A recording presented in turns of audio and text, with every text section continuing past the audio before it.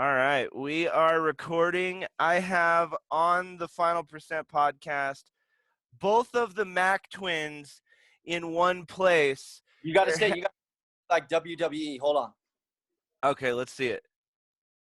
All right, come on. Give it to him. I have in one place on the podcast, we've got Ian and Evan Macklin.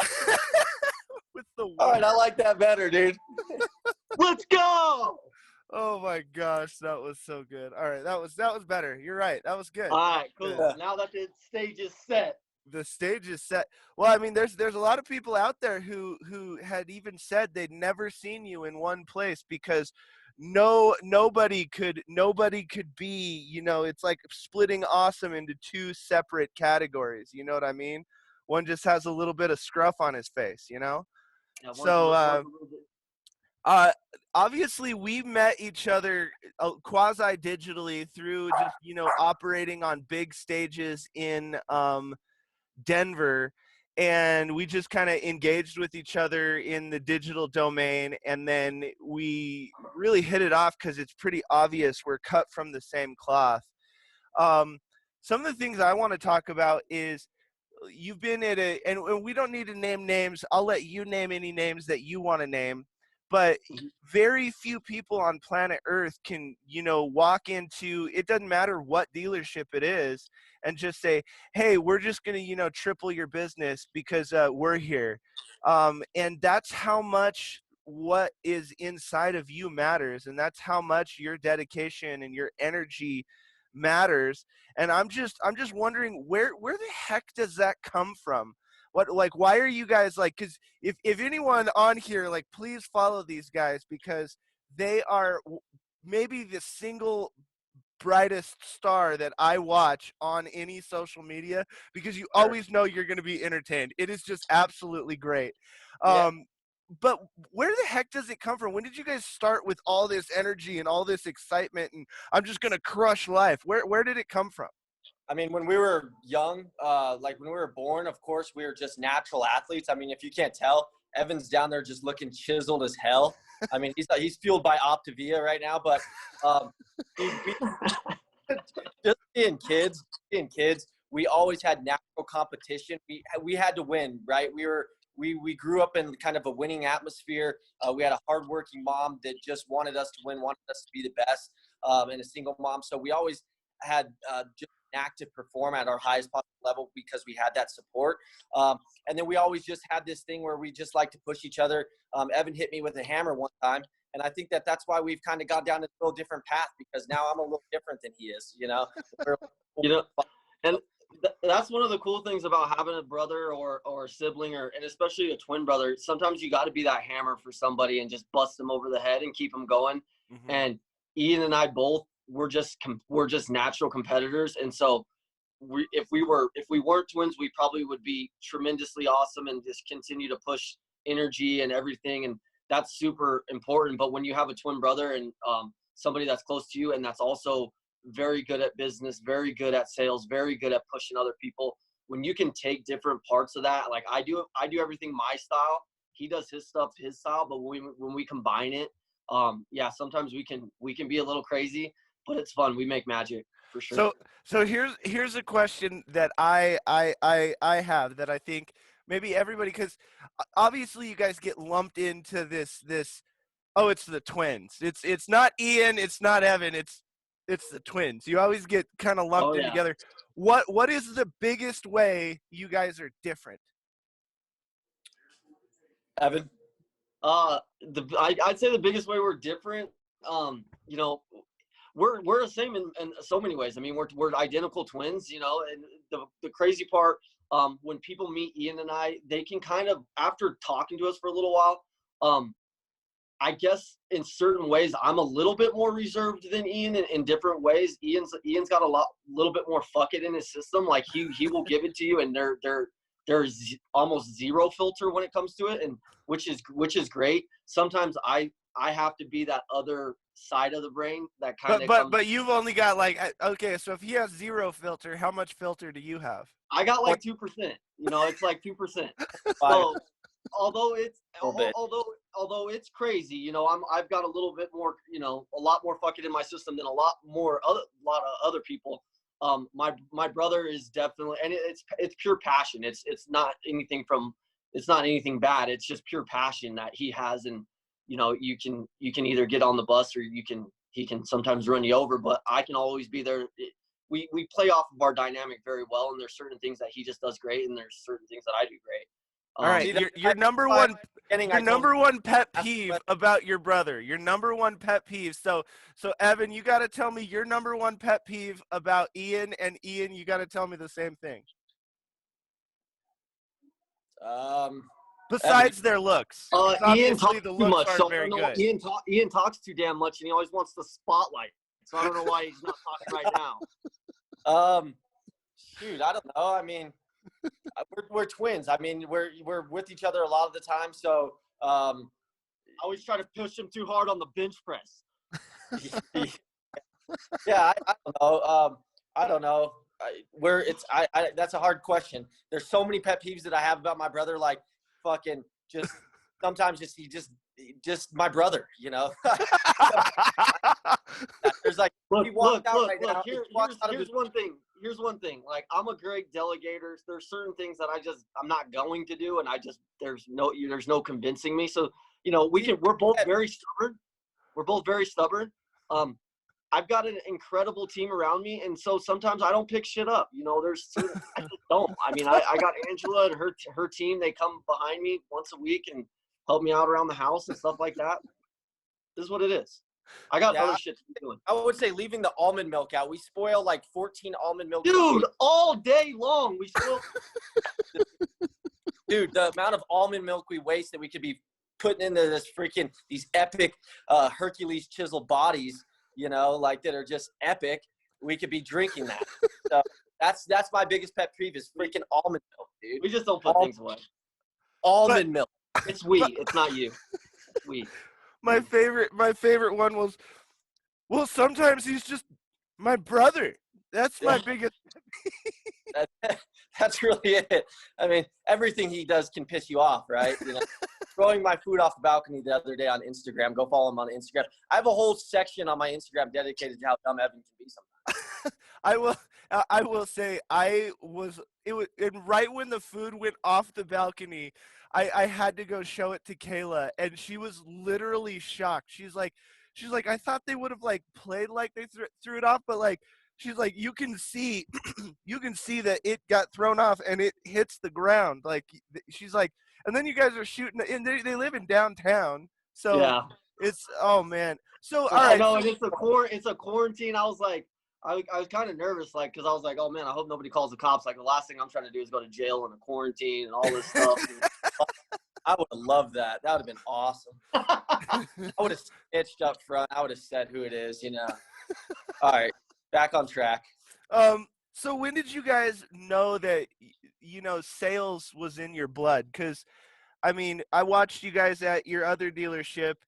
You guys were, you know, always number one and number two, battling, basically literally changing, because you're not just changing, and that's the thing that I think people don't fully understand about business, is when you guys come to a place, you're not just changing your financial situation. You're changing the dealership's financial situation. You're changing the people in finance. You're training the other salespeople. You're helping them do business better. Like, you just, when you guys show up kind of anywhere, you're changing the financial future of, you know, like 10, 20, 30, 100 people. And then also, like, I watched and it was so great on your Instagram. I can't remember who it was. But one of you took the time with an elderly woman for like basically all day, where normally you'll sell like 3 to 5 cars. Yeah. But you guys put in work, and you guys really care about taking care of your customers. And how do you balance such a high level of customer service, such a high level of closing deals? When did this, like, hey, we're superstars at sales? When did that happen? When did you guys realize that?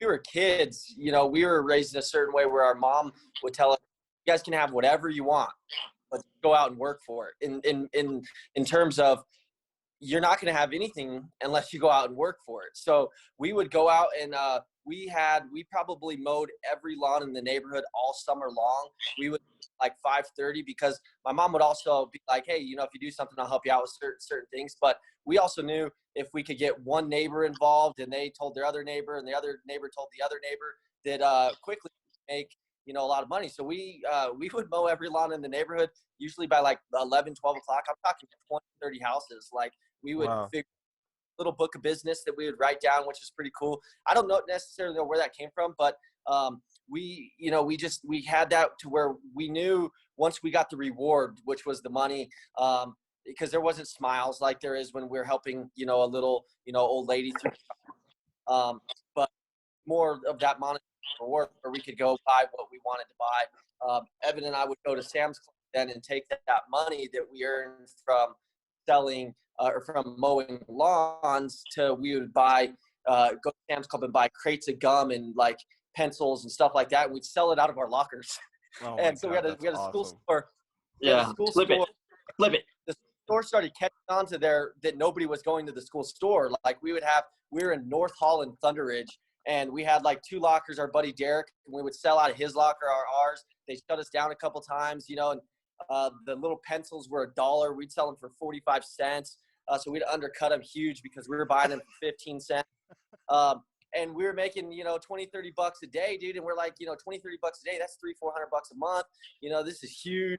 And we had our lawn mowing. And so we quickly figured out, like, if we could leverage our time, the people around us, we always had friends that wanted to, kind of make money and different things. And sometimes it wasn't all for the better, but, it kind of taught us we could do what we had to do there. And then translating that into car sales, it is important. Sometimes it's a big weight to us because we bring that, when we bring friends in to sell pencils and stuff like that, and they're making money, you have that as kind of like an entrepreneur, right? You want to take care of the people around you. And when you're salespeople sometimes make the mistake of thinking that they're not an entrepreneur, thinking that they're not taking care of other people's family.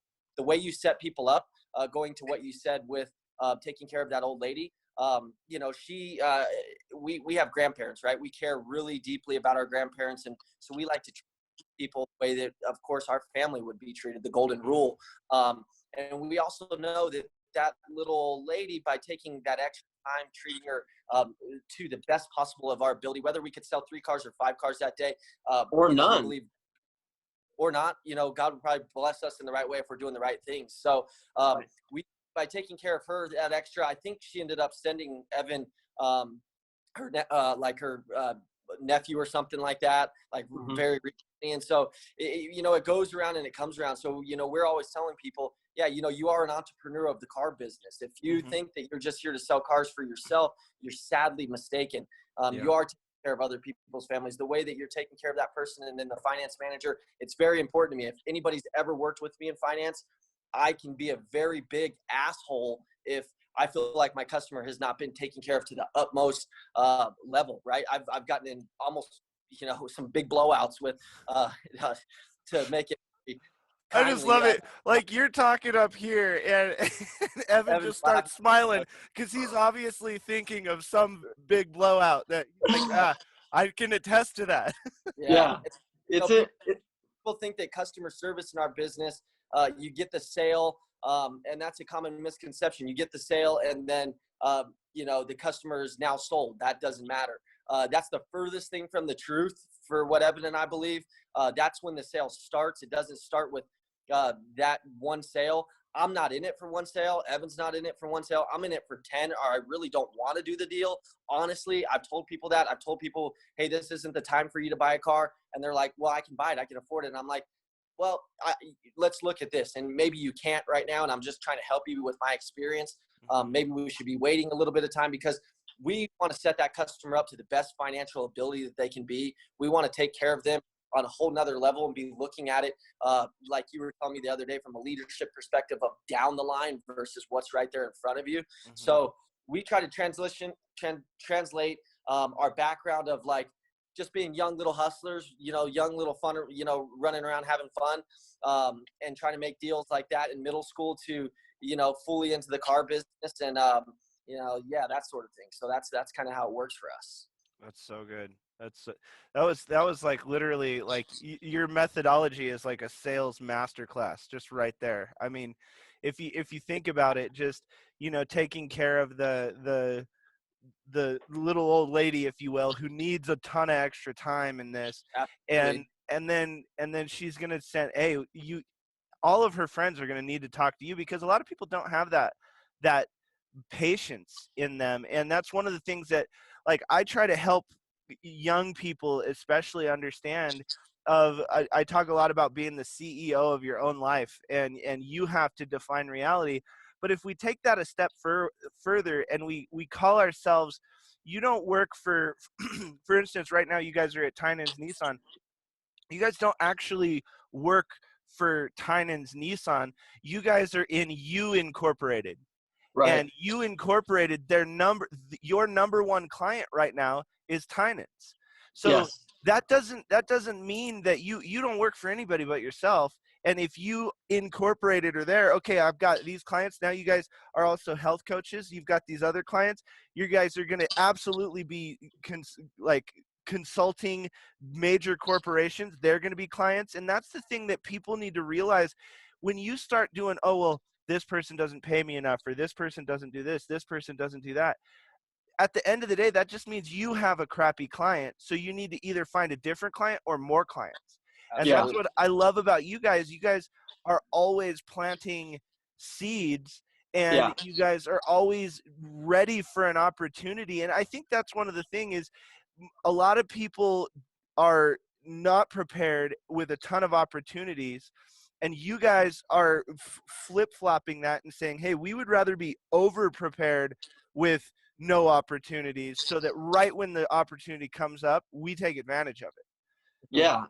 And kind of to touch on that, Tynan's, first of all, one of the best families in Colorado to work for. I mean, I could go on and on about it, how great they are and why we came over to that store. But like you said, it's our business. Tynan's provides us the vehicle. They provide us the store. They provide us the millions of dollars worth of inventory. But as a and I don't know why people don't like to call themselves salespeople anymore. I mean, we could probably Well, dive into all that stuff. the whole world, everybody just became a salesperson overnight. Yep. Yeah, now they are. Now Uh, it's fun. But the thing is like you have to be able to take that responsibility of your business and want to drive and want to get the money after the sale, and not just so many sales guys are just focused on that customer in front of them and not not picking up the second money in the deal. Look, if you're willing to spend a couple of $100 with me, on up to a couple $100,000 on a car with me, and anywhere in between, that car could be a Bentley for you, and it might be $1,000 car. I've had people cry leaving the dealership with $1,000 car. I've had guys come by $100,000 cars that have treated me like shit. Either way. But that customer who bought that $1,000 car versus that $100,000 customer is literally no different. In fact, if you treat every customer great, but especially nurture that $1,000 customer and try to build them up so they're growing and buying those cars from you, they'll send you the most customers. Usually that customer who's bought that little car or something like that, if you've helped them along the way, they have so much appreciation for you. Mm-hmm. And then you're growing that business. But Tynan's provides us the overhead. It's up to us as the CEOs of our life to just crush it, go in there and show, and show up and deliver and help everybody else deliver too. Because at the end of the day, if our salespeople aren't selling cars and we're the only stars of the dealership, well, then we're not, then the dealership's not making a ton of money. So we like to build everybody up and the customer included.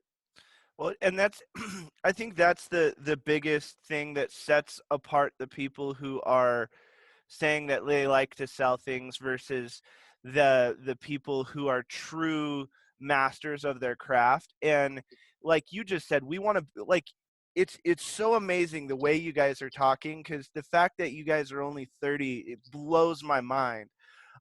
Because you just said we realize what we can do, that we've got this vehicle provided to us and we're going to go in there and crush it, but we also want to build up the dealership and we want to build up our customer. So everybody wins, everybody's stronger, and then everyone is going to be able to go, okay, cool, we can give you more cars to sell, and then you build up the customer. Okay, we can buy more cars. It's just, it's a cycle. It's a snowball. It's so refreshing to hear people talk like that, and that's one of the things that I have tried to hammer into people's head when I'm doing sales training. Is so many people do think that salesman is a bad word, and that just means you don't make a big enough difference. That means you just suck at what you do. You know what I mean? Because at the end of the day, you get rewarded for the difference that you make. At the end of the day, you're going to get paid very well for the difference that you make. So if you're not making a bunch of money trying to be a salesman, that just means you're not making a difference in people's lives. And that's what it boils down to. Exactly. And everyone that I've met off of your team, the way that you guys, and that's a really kind of, excuse me, a telltale sign of, who someone is, because you guys were with another dealership for a long time. You switched, you took a little break, went to another dealership, and I've literally never heard you say a bad word about the other dealership, the current dealership. It's always, you're in a new vehicle. Hey, you're going in this path, you're going in this. And I think that is, again, that's another thing that is so refreshing, because you guys really don't have any time for toxicity or toxic talking. And that's one thing that I think people, especially in America, need to learn, is acid destroys the container in which it's held. So if you hold in a bunch of negativity, you're destroying yourself. Oh yeah, and right now is the prime example to really take a look at that. And if you're, and who's ever watching this, we're gonna be drowned. There's gonna be so much negativity going on, and granted, with the economy and the virus and everything like that, but you got to figure out a way to drown out that negativity and find a way to find a way. And not that you have to be a big cheerleader, like, oh, everything's just going to be okay, but you got to fall back on your disciplines, and you got to fall back on what you believe in, and then just push forward, because you can't be stuck on one negative topic or one thing. Absolutely. Because you have a life to live, and it's not gonna create any type of good if you're not bringing positivity to yourself, your team, your family, your kids. Well, and that's one thing. Even before we started recording this call, we were talking about how funny it is, how like all three of us are kind of cut from the same cloth, and how we're high energy. And a lot of people think that high energy and these like kind of boisterous things that we tend to do, and throw plates of food off and yell woo on trails, like everything that we're going to do to like freak people out, they think, oh well, they're a bunch of kids. Well, at the end of the day, we're actually probably, it's Easter Sunday, and we're all on a Zoom call trying to drop knowledge. Yeah, And right. we're meeting up and we're getting right on our fitness, and we're probably more disciplined. And that's why I did a whole talk on our 333 calls about, don't be so freaking serious. You don't have to be serious. You don't. You can still have fun. And the more fun that you have, the less fear that you have. So that's why there's a book out there called Feel the Fear and Do It Anyway. And I love it. It's literally, it's like gold. It's nonstop gold. But that's kind of how we live our life. Because just because we're loud doesn't mean that we're not scared sometimes. Doesn't mean we're not going, man, what the hell is anyone going to buy something or this? No, we keep showing up. And we keep putting one foot in front of another, but we also are building this community with each other to lift us up. And I think that's one of the things that's really cool to watch with you guys, is just because you're siblings and you have that twin connection and everything, you guys are able to challenge. And that's probably why each of you are just so unbelievably great at what you do and who you are, because you have that person sitting right next to you that will challenge you. And you watch, if the other one is going a little bit faster, a little further than the other one, you're like, no, dude, no, I'm coming for you. It's fun. And I mean, unless it's racquetball and it's them versus me, neither one of them are very good. I mean, actually, they're both pretty terrible. You had to put that out there for public knowledge. Okay, Greg beat us in racquetball. I'm just saying. I mean, we can get on a court whenever you want. I haven't swung a racket in 10 years, And these guys just, I mean, you think they're fit, you think that they have good fitness. We just talked about all Uh, discipline and health, and they're competitive. You know, maybe they just, I think maybe they both took a few Ambien before they tried to play me, because that's what it felt like. You know, when you're just an awkward bowling ball and you're like with T-Rex arms, dude, there's things that we're just not going to be able to do. There's things. yeah. That But game is built for you. You're that. I mean, when you're this big to the ground and you just have to go like this, and you can just. You're like a little racquetball ninja. You're a little racquetball ninja. When this is all over, I'm going to set up games. I just need you to show up. I'm going to pay you a portion. I'm not going to tell you what that is, but I'm going to pay you a good portion, and I'm going to set up some games for you. Basically, going to be a little bit. You want to know, because I know it's going to happen. There's no way it doesn't, just because I do know your competitive nature, and they are going to absolutely. I may never play racquetball with you guys again, because it's inevitable that you guys actually will beat me, because you guys are incredibly athletic. We have a racquetball coach now.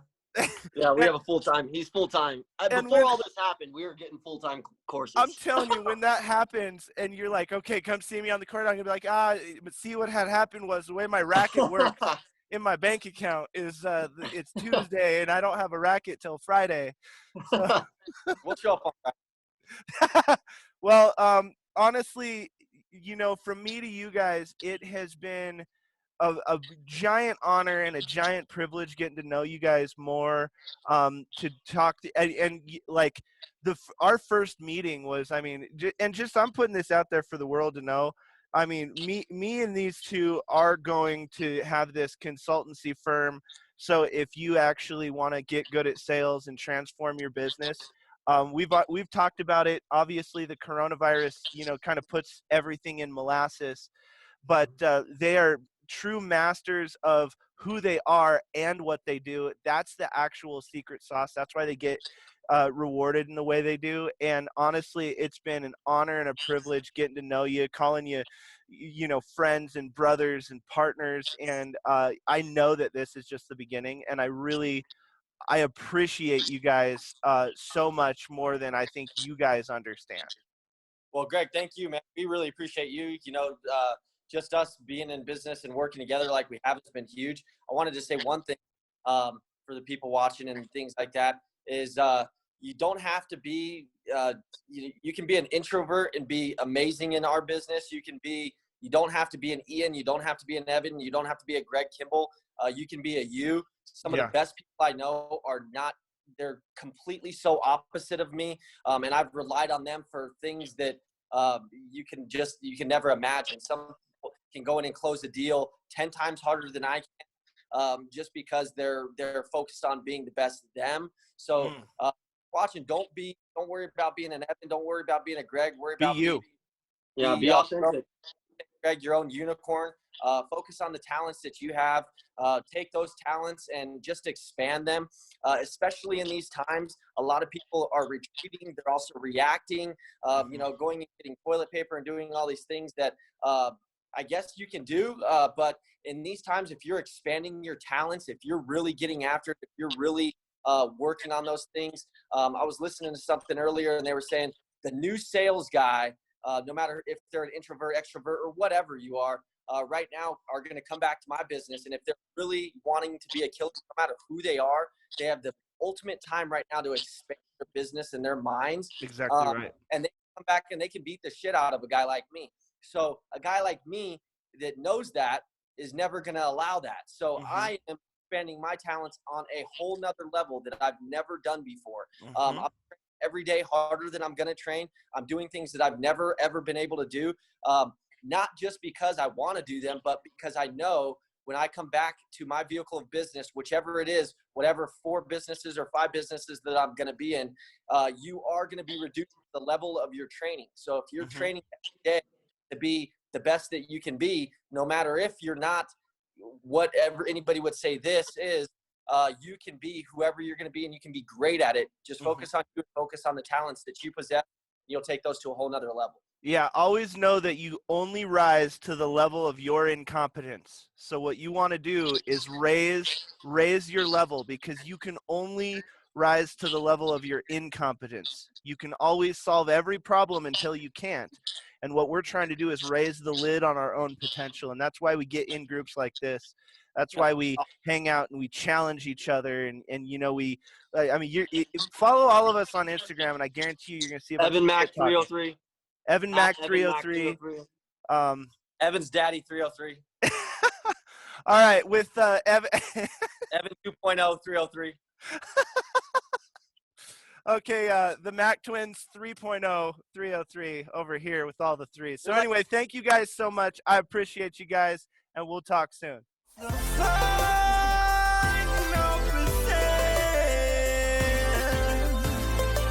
final percent.